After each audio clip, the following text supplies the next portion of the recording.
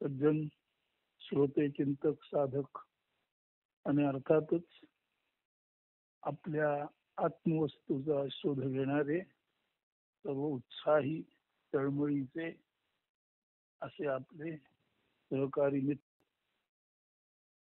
जवळजवळ कारपर्यंत आपण एका निश्चित वस्तूचा शोध किमान शब्द पातळीला आणि बहुतांशी अर्थ पातळीला समजून घेण्याचा आणि देण्याचा यशस्वी म्हणावा असा प्रयत्न केलेला आहे. आणि यामध्ये आपण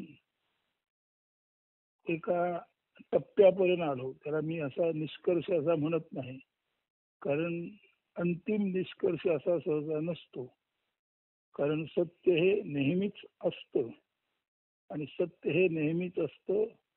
ते नेहमीच असलं तरी ज्याचं त्याने शोधावं लागतं. ते शोधल्यानंतर त्याला मान्यता द्यावी लागते. त्याआधी आपण जे समजत होतो ते चुकीचं होतं. त्याच्यातून अनेक चुकीच्या गोष्टी घडल्या, प्रमाद घडले, हे प्रांजलपणे मान्य करावं लागतं. आणि जिथे आपण पोचलो ती जर सत्याची भूमी ठामपणे आपणाला गावली असेल तर त्या सत्यभूमीवर पाय रोवून निर्धाराने उभं राहण्याचा निश्चय करावा लागतो.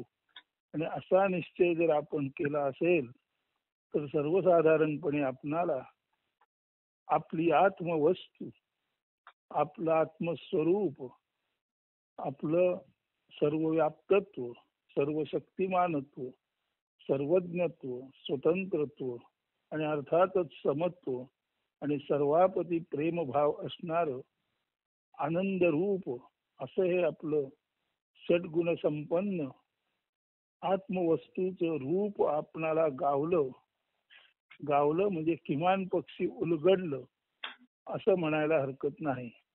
आता या उलगड्यावरून म्हणजे त्या आत्मवस्तूच्या मूळ भूमिकेवरून जेव्हा आपण नव्याने जग पाहायचा प्रयत्न करतो, नव्याने याचा अर्थ पूर्वी आपणाला आत्मवस्तूचा उलगडा झाला नव्हता, आता उलगडा झाला आहे, हे सत्यत्वाने खरं असेल आणि त्या भूमिकेवरून आपण जग पाहू शकलो तर पूर्वी आपणाला दिसणाऱ्या वस्तू आता नव्या पद्धतीने दिसू लागतात.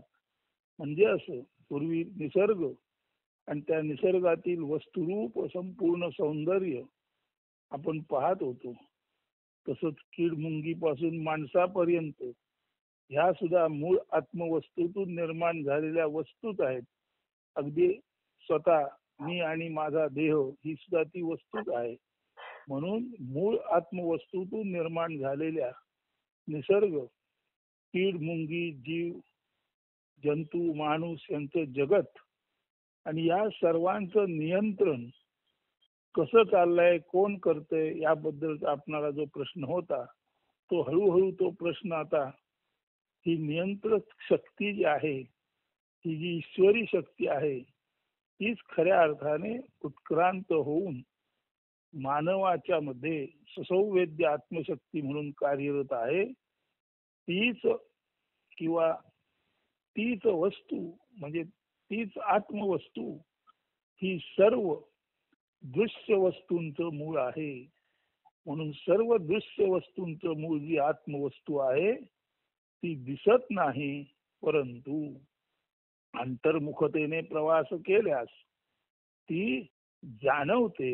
आणि ती जाणवताना सर्वव्याप्त, सर्वशक्तिमान, सर्वज्ञ, स्वतंत्र, समत्वाने परिपूर्ण आणि सर्वत्र आनंदाने मुसमुसणारी अशी ती आत्मवस्तू आपल्या जाणीवेच्या किंवा जाणीवरूपी आकलनाच्या टप्प्यात येते. आणि तो टप्पा जर आपण अचूकतेने पार पाडला असेल तर तिथेच जेव्हा आपण निर्धाराने पाय रोवून आत्मवस्तू किंवा आत्मतत्वाच्या भूमिकेवरून उभे राहू तर त्या दिवसापासून नंतरच आपलं जीवन पूर्णपणे पालटतं. आता हे पूर्णपणे पालटतं म्हणजे काय बघा, हे सर्व करण्या अगोदर शक्यता आहे की आपणाला अनेक बाह्य वस्तूचा ओढा आहे, मोह आहे त्याच्याकडे आपण खेचलो जातो आणि त्या वस्तू अधिकाधिक घरात आणून साठवून त्या वस्तूंच्या समृद्धीने आपण समृद्ध व्हायचा प्रयत्न करतो. परंतु आता त्या वस्तूंचं जे मोल आहे ते मोल नव्हे त्या वस्तूच मुळी निर्माण झालेल्या आहेत, नव्हे त्या वस्तूंचं मोल जाणवणारा माणूसच मुळी ज्याच्यातून निर्माण झालेला आहे. ती मूळ आत्मवस्तूच जर आपल्या घरामध्ये म्हणजे आपल्या या देहरूपी मंदिरामध्ये आहे तर आपणच देव आहोत. आणि जो देव आत्मवस्तू म्हणून सर्व निर्माण करतो त्या देवालाच वाटीभर दुधाचा प्रसाद किंवा मोदकाचा नैवेद्य किंवा अजून पत्रम पुष्पम फलम तोयम किंवा त्याच्यापेक्षा हल्ली सगळीकडे दिले जाणारे मोठमोठे प्रसाद अति गोड अति मधुर वेगवेगळ्या चवीचे प्रसाद म्हणजे काय आहे. मूळ जी आत्मवस्तू आहे ज्याच्यातून सर्व निर्माण झालं त्यालाच आपण वेगवेगळ्या पद्धतीने नैवेद्य देतो. आता एका बाजूला हा कृतज्ञतेचा भाव आहे, हा मान्य आहे, पण ज्याने आपणाला दिलं त्याला आपण आपल्यातलं थोडं अर्पण करायचं, हा कृतज्ञतेचा भाव आहे, बरोबर आहे. पण हा कृतज्ञतेचा जर भाव आपला आहे तर जिथून आपण आलो ती जागा आपल्याला नेमकी कळलेली आहे, ती स्थिती आपल्याला नेमकी कळलेली आहे आणि ती स्थिती प्रत्यक्षात आपल्या हृदयातच स्पंदित होत आहे. आणि ती आत्मवस्तू हीच ती गोष्ट आहे जिने सर्व जग निर्माण केलं. आणि आत्मवस्तू तर प्रत्येक प्रामुख्याने मानवामध्ये प्रत्येक मानवामध्ये सुस्पष्टरित्या पाहता येण्याजोगी ही आत्मवस्तू किंवा तिचं अभिसरण सुसंवेद्य शक्तीद्वारे जाणीव रूपे जाणता येण्याजोग आहे. म्हणून ही सुसंवेद्य शक्ती रूप वस्तू हेच ते आत्म्याचं रूप आहे. आणि ती आपण जन्माला आल्यापासून आपल्यामध्ये स्पंदत आहे. म्हणजे जेव्हा आपण या जगात पाऊल टाकलं त्या क्षणापासून प्रथम क्षणापासून स्पंदित असणारी सुसंवेद्य शक्ती हेच ते आत्मरूप आहे. आणि पहिल्या क्षणापासून ज्या अर्थी ती ते स्पंदित आहे त्या ती पहिल्या क्षणापासून ज्ञानी मानवाचा देव तो दुसरं तिसरं काही नसून ती सुसंवेद्य आत्मशक्ती रूप आहे. आणि पहिल्या जीवनात पाऊल टाकल्यापासून पहिल्या क्षणापासून ती ज्या अर्थी आपल्यामध्ये आहे त्या अर्थी ती प्रथम देव म्हणून ज्ञानेश्वरांनी मान्य केलेली जय जय सुसंवेद्या आत्मरूपा देवा तुझी गणेशू म्हणजे ओम नमोची आद्या वेद प्रतिपाद्या जय जय सुसंवेद्या आत्मरूपा देवा तुझी गणेशू. हे ज्ञानेश्वरांना कसं कळलं? स्वाभाविक आहे, ते अंतर्मुख झाले. आतमधलं त्यांना चैतन्याचं प्रसरण आणि आकुंचन किंवा प्रसरण आणि अपसरण म्हणजे चैतन्याचं वृद्धी होणं आणि संकोच होणं या तऱ्हेचं अभिसरण ते पाहत राहिले, सहस्थितीत पाहत राहिले. त्याच्यातून त्यांच्या स्वाभाविकपणे लक्ष आलं की अगदी सोपं आहे की हे जर प्राणाचं आवागमन थांबलं तर ती वस्तू रूपाने उरत नाही. म्हणजे ती वस्तू असून नसल्यासारखी होते. प्राण गेला की निष्प्राण, शिव गेला की शव आणि प्रेम गेलं की प्रेत असं होतं. हे जेव्हा लक्षात आलं तेव्हा केवळ आणि केवळ ज्ञानेश्वरांसारख्या संत महंत आणि आपल्या या चैतन्याच्या अभिसरणाकडेच एकलक्षी एकमुखी पद्धतीने अंतर्मुख होऊन सहज ध्यानामध्ये ते राहिले. आणि ते सहज ध्यान त्यांचं इतकं प्रकर्षित झालं की त्यांनी त्या आत्मवस्तूचा शोध जो त्यांना जाणवला, जो त्यांनी प्रत्यक्ष घेतला, तो शब्द रूपात मांडला. आणि तोच हा शोध आहे कुठला? आत्मरूपा जय जय सुसंवेद्या आत्मरूपा ओम नमोजी आद्या वेद प्रतिपाद्या जय जय सुसंवेद्या आत्मरूपा देवा तुझी गणेशू आता आपल्याकडे धारणा आहे की गणपती हा प्रथम देव, म्हणून त्या धारणेला धक्का न लावता फक्त त्याचं शास्त्रीय सौवेद्य आत्मरूप हेच ते मूळ आहे असं ज्ञानेश्वरांनी तर्कनिष्ठ पद्धतीने आणि त्यांच्या स्वच्छ जाणीवेतून जाणलं आणि आपल्या धारणेला धक्का न देता त्या आत्मरूपाला देवातूची गणेशू म्हटलं. म्हणजे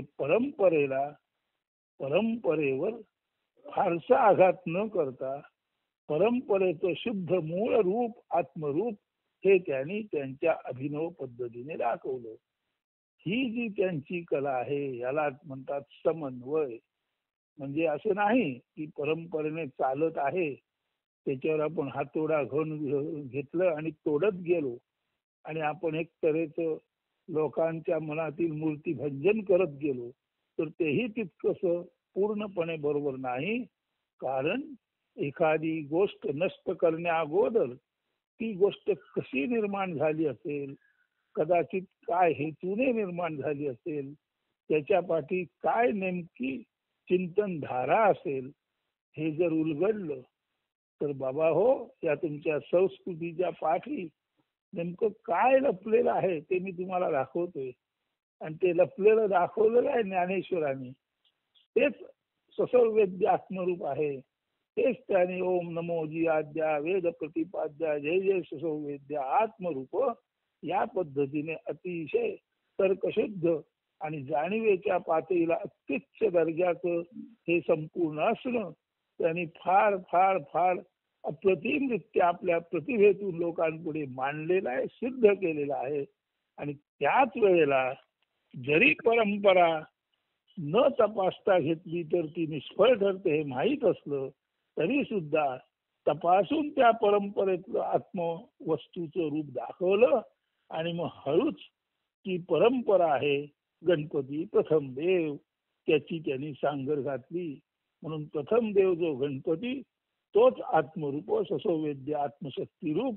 आणि खरं सांगायचं म्हणजे हे ज्या अर्थी मानवाला जाणवतं त्यार्थी मानवच या विश्वातील आत्मशक्ती आत्मतत्व आत्मवस्तू जाणलेला आणि समजून घेतलेला मानवच हा आहे की ज्याने आपल्यातील असणे पण पूर्णत्वाने जाणलेला आहे आणि असणे पण पूर्णत्वाने जाणतो त्याला दिव्य भाव मिळतो आणि तो दिव्य भाव म्हणजे श्री गणेश. म्हणून मानवच या पृथ्वीवरील ससौवेद्य आत्मतत्व जाणल्यानंतर देवा तुची गणेशू म्हणून प्रस्थापित ज्ञानेश्वरांनी केला आणि सनातन मार्गातील जे सत्य आहे ते अचूकतेने पुढे आणून त्या सनातनावर कठोर आघात न करता तो जो देव गणेश आहे तो देव गणेश म्हणजे आत्मवस्तूचं ज्ञान परिपूर्ण झालेला ससंवेद्य शक्तीने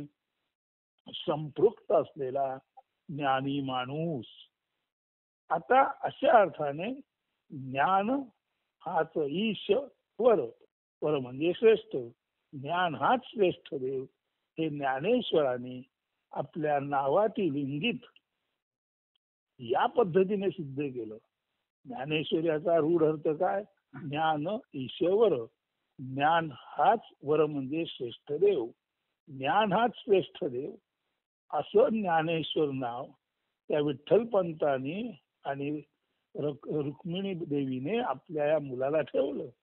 तर आपलं ज्ञान ससौवेद्य रूपाचं आपलं ज्ञान ससौवेद्य आत्मशक्ती रूप आत्मतत्वाचं आपलं ज्ञान सिद्ध करून आणि हे ससौवेद्य आत्मतत्वाचं आत्मरूप हेच आपलं प्रथम देवरूप किंवा गणेश हे सिद्ध करून संस्कृतीवर फारसा घाला न घालता परंतु संस्कृतीतली खोलकट टाळून त्यातलं आतलं दिव्य आत्मस्वरूप दाखवून आणि त्याला गणेश या पारंपरिक देवतेशी सान्निध्य त्याचं जोडून ज्ञानेश्वराने आई वडिलांनी त्यांचं ठेवलेलं ज्ञान हाच श्रेष्ठ देव म्हणजे ज्ञानेश्वर हे त्यांनी आपल्या कर्तृत्वाने सर्व जगापुढे सिद्ध करून दाखवलं.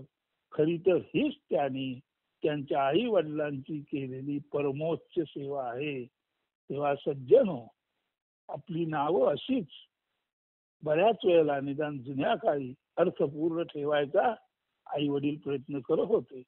अर्थात शाब्दिक अर्थ आई वडिलांना उमगला होता, तो पूर्ण अर्थ काही आई वडिलांना उमगला असेल असं नव्हे. परंतु आई वडिलांनी आपलं जे नाव प्रेमाने ठेवलं आणि त्यामध्ये देवत्वाचा आविर्भाव असणार अशा तऱ्हेची जी त्यांनी आपली नावं ठेवली आहेत, ती नावं सिद्ध करायची आपली जबाबदारी आहे. जशी की ज्ञानेश्वरांनी त्या काळी सुमारे आजपासून पाठी 800-900 वर्ष किंवा 700 वर्षाहून अधिक काळ झाला, त्या काळी ज्ञानेश्वरांनी विठ्ठलपंत आणि रुक्मिणी देवीने ठेवलेलं ज्ञान हा श्रेष्ठ देव असं त्यांचं ज्ञानेश्वरत्व सिद्ध केलं. आणि ते पहिल्याच ओळीमध्ये म्हणा किंवा ज्ञानेश्वरीच्या सुरुवातीला असताना 4 ओळीतून ते सिद्ध करून दाखवलं. आणि तेच आपण आपल्या संपूर्ण चिंतनाचं शीर्षक टायटल ससौवेद्य आत्मरूप म्हणून घेतलेलं आहे. तर ओम नमोजी आद्या वेद प्रतिपाद्या जय जय ससौवेद्या आत्मरूपा देवा तुची गणेशू, इथे त्याने सनातन धर्म संस्कृतीने विनटलेला धर्म मात्र त्यातील रहस्य उलगडून दाखवणार आत्मवस्तूचं स्वरूप जे त्यांनी स्वतःच्या आत्मलक्षी आत्म्याकडे लक्ष देणाऱ्या प्रभावी बुद्धीने सिद्ध करून दाखवलं. हीच ती ज्ञानेश्वरांची क्रांती आहे, ज्याने सनातन धर्मातील लपलेलं मूळ शास्त्र शुद्ध आत्मवस्तूचं शास्त्र लोकांसमोर आपल्या बुद्धीने मांडलं. आणि त्यांनी आई वडिलांनी अभिमान धरावा आपल्या मुलाचा, असं काहीतरी कार्य केलं. हेच ते ज्ञानेश्वरांचं श्रेष्ठ कार्य. या ज्ञानेश्वरांचा त्यांच्या आई वडिलांना तर अभिमान आहेच आहे.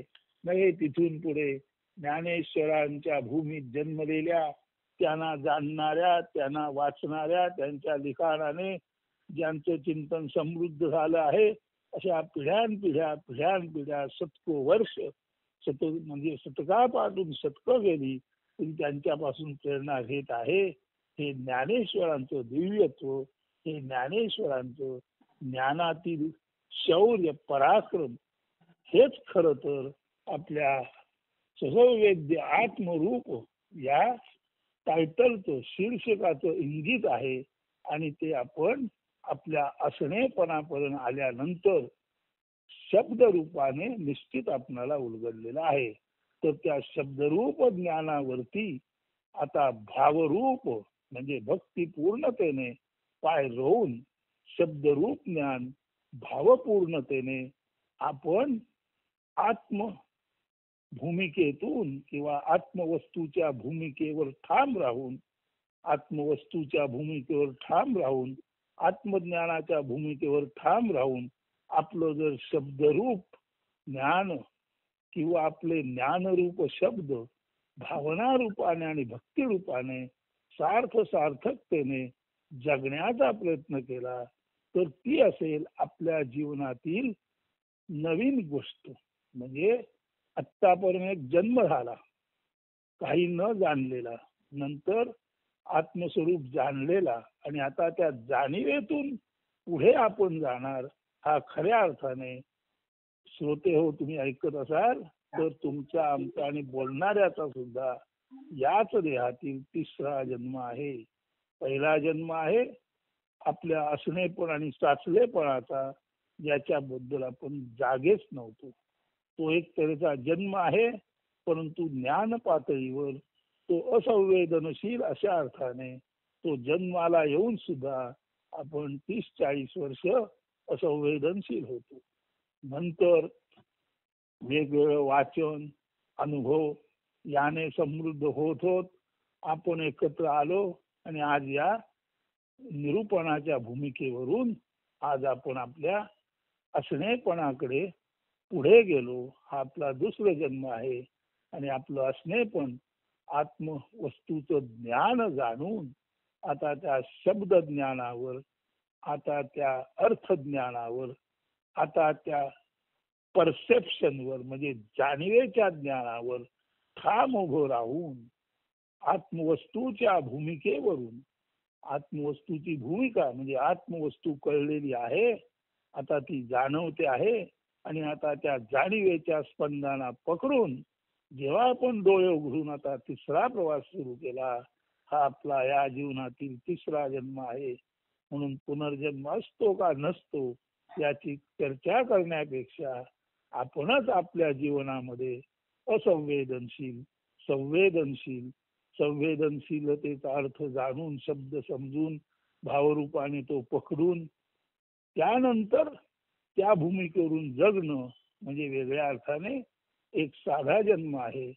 नंतर त्यातला असंवेदनशीलतेचा काळ आहे. नंतर हळूहळू संवेदनशीलता जागृत होऊन आत्मवस्तूचं ज्ञान झाल्याचा काळ आहे. इथे हे 3 जन्म झाले आणि आपला हा जो चौथा काळ आहे, तो चौथा काळ त्या ज्ञान जन्मावरून जगाकडे पाहण्याचा आहे. हा आपला आपल्या जीवनातील चौथा काळ आहे. म्हणजे जसे आपण 4 आश्रम म्हणतो तसंच थोडंसे आहे, परंतु ते आश्रमाचं रूप पारंपरिक पद्धतीने काय आहे जरी सर्वांना माहीत असलं तरी ते तसंच्या तसं जे पाळायला पाहिजे तसं न पाळल्यामुळे ते आश्रम आपणाला असं वाटतं की निरर्थक झाले. तसं नाही. पूर्वी लहानपणी गुरुगृहात पाठवत आणि गुरुगृहात राहून ज्ञान संपादन करणे हा एक आश्रम होता. ते ज्ञान संपादन केल्यानंतर त्या ज्ञानावर आधारित योग्य मार्गाने संपत्ती मिळवणे आणि अत्यंत आवश्यक असलेली गोष्ट म्हणून विवाह म्हणून सरळ सरळ पहिला आहे तो ब्रह्मचर्य आश्रम, दुसरा आहे तो गृहस्थ आश्रम. तिथे आपण संपत्ती आणि अर्थातच विवाह या पद्धतीने जे विधिवत किंवा अत्यंत नीतीपूर्ण जे मिळवतो ते तिथे आहे. पहिलं आहे ज्ञान, ब्रह्मचर्य आश्रम. ज्ञानाच्या आधारावर गृहस्थाश्रम उभा आहे. तिथे संतती आणि संपत्तीचं आवश्यक तेवढी प्राप्ती आहे. त्याच्यानंतर साधारण 50 नंतर हळूहळू आपला संसार पूर्णतेस गेला. आपल्यातून आपली मुलं बाळ आली आणि ती आता गृहस्थाश्रमात सरकायला लागली की हळूहळू आपण वनाकडे प्रस्थापित करतो म्हणजे वानप्रस्थाश्रम. तर वनाकडे प्रस्थापित म्हणजे वानप्रस्थाश्रम असा अर्थ याची गरज नाही. अंतर्मुख होऊन आत्म्याचं ज्ञान घेणं हा वानप्रस्थाश्रम आहे. आणि ते झाल्यानंतर पूर्वी जर आपण 100 वर्षाचं आयुष्य घेतलं तर 75 पासून 100 पर्यंत त्या वानप्रस्थात मिळालेलं ज्ञान जे आत्ता आपण आपल्या आपलेपणाचं ज्ञान म्हणतो त्याच्या भूमिकेवरून उर्वरित जीवन जगणं हा संन्यासाश्रम असे ब्रह्मचर्य आश्रम, गृहस्थ आश्रम, वानप्रस्थ आश्रम आणि संन्यासाश्रम असे ते 4 जन्म होते. ते 4 जन्म आज आपल्या निवेदनातून जन्माला आल्यापासून काही काळ असलेलं साचलेलं पण याची फिकीर नसलेला आपला एक काळ आहे. तो असंवेदनशीलतेचा काळ आहे. त्याच्यानंतर आपण अस्वस्थ होतो की मी एवढं सर्व करतो, मी तेवढं सर्व करतो, तरी मला अनुकूलता का नाही. म्हणून आपण जेव्हा विचार प्रवृत्त होतो तेव्हा थोडेसे आपण अंतर्मुख होतो.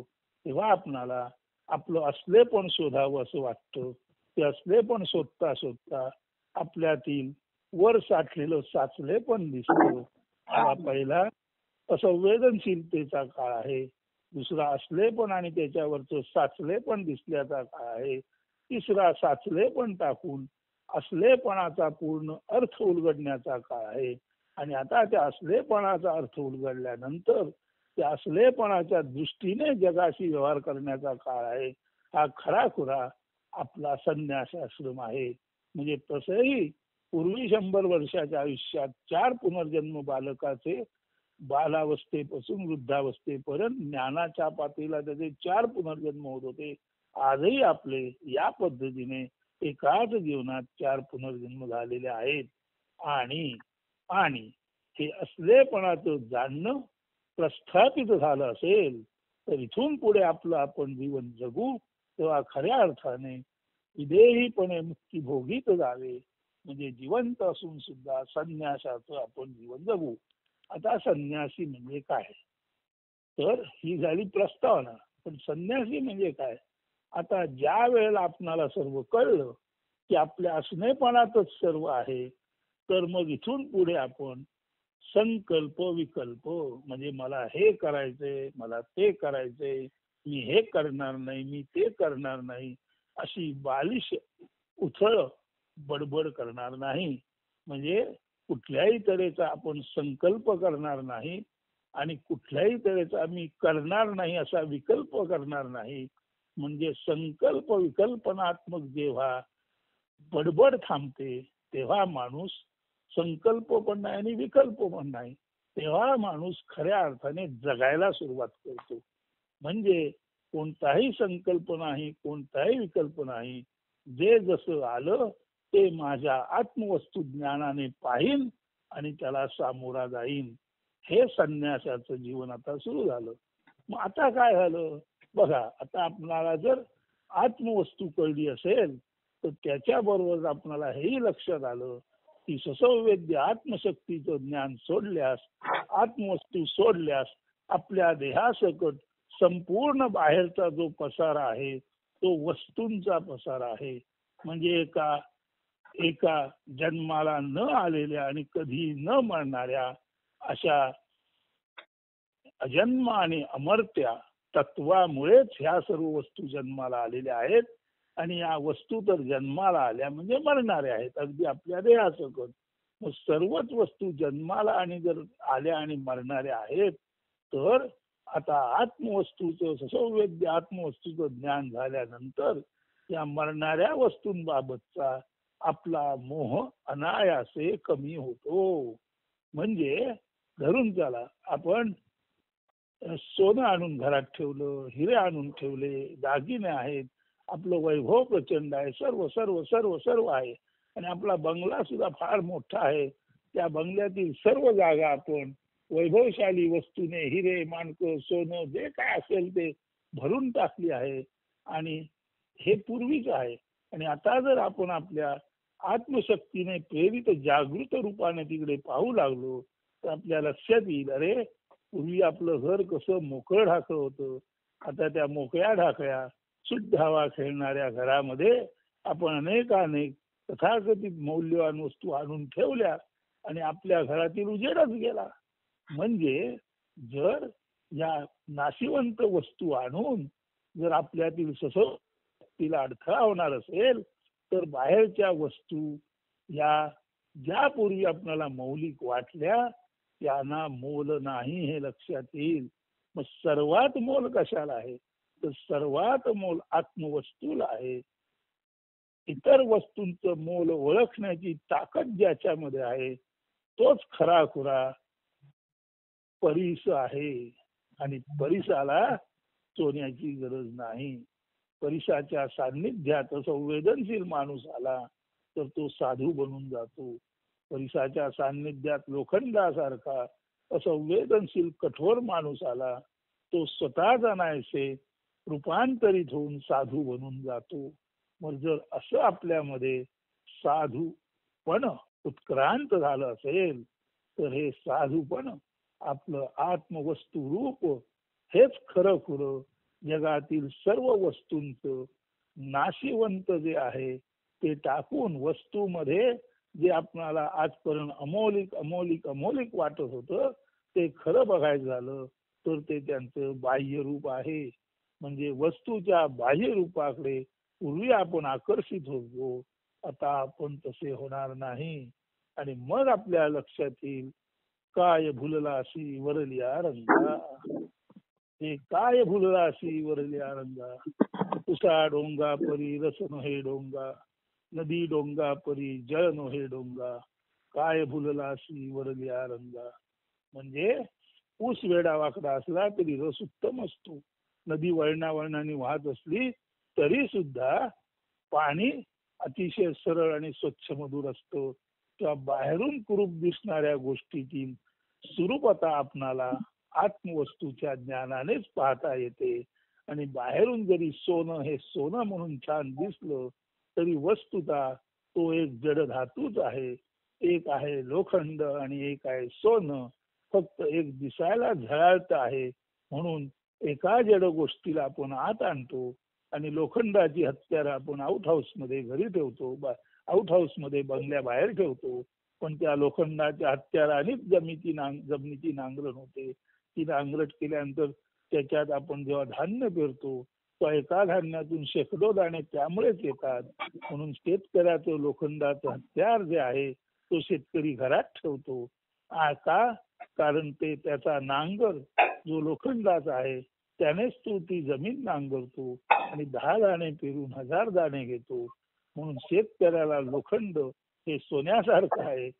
आणि आपणाला जे सोनं वाटतं ते बघायला गेलं तर केवळ आणि केवळ बाह्य आकर्षण त्याला आहे. अन्यथा ते लोखंडापेक्षा जड आहे.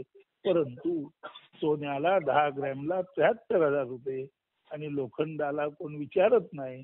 त्याचा अर्थ एवढाच आहे की बाह्य कठोर दिसणाऱ्या गोष्टीतील जी उपयोगी तत्व आहे ते आपणाला दिसत नाही, कारण आपणाला आत्मवस्तूचं ज्ञान झालं नाही.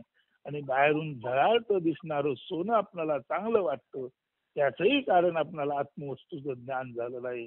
म्हणून मूळ वस्तूचं, आत्मवस्तूचं जी अजन्म अमरण आहे, जी कायमस्वरूपी आहे, अशा असणेपणाचे ज्ञान झाल्याशिवाय बाह्य जगातील वस्तूंना आपण अमौलिक अमौलिक अमौलिक समजतो आणि त्याचा विनाकारण संग्रह करतो आणि एक तऱ्हेचं परिग्रहाचं पाप आपण करतो. हे आपल्या तेव्हाच लक्षात येईल जेव्हा आपण आत्मवस्तू या भूमिकेवरून जगाकडे पाहू. आज इथेच थांबतो. हेच निवेदन पुढे सुरू करू. धन्यवाद. अस्तु.